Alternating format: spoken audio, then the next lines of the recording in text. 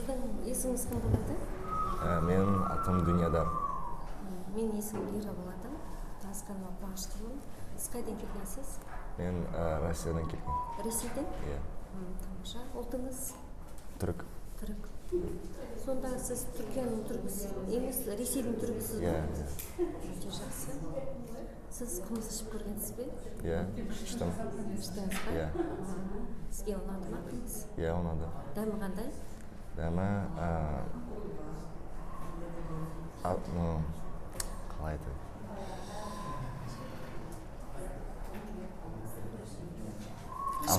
Қышқыл. Қазақша ет тағамын жеп көргенсіз бе? Жоқ. Жеп көрмедіңіз бе? Қандай қазақша тамақтарды білесіз? Еттен жасалған қандай тағамдарды білесіз? Бешбармақ. Жеп көргенсіз бе бешбармақты? Иә.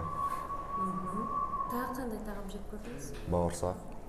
Сосын все болды. Бауырсақ. Бешбармақ. Наурыз мерекесінде қазақ халқы қандай тағам дайындайды? Наурыз көже. Наурыз көже, жарайсыз. Біледі екенсіз бе? Наурыз көженің құрамына не қосылады, білесіз бе?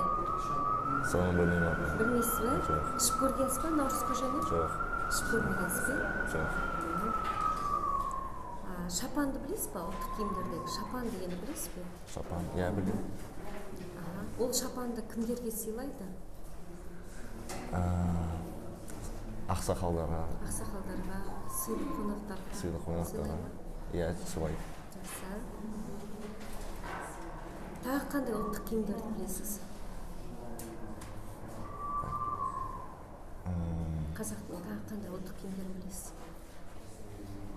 Шапан.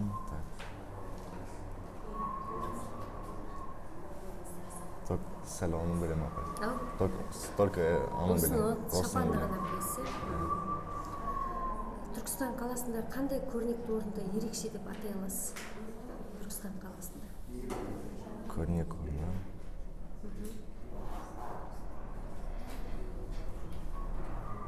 Ахмет, Мавзолей Ахмет Яссауи. Кесенесі, иә? Яссауи. Сіз барып көрген шығарсыз? Иә, көрдім.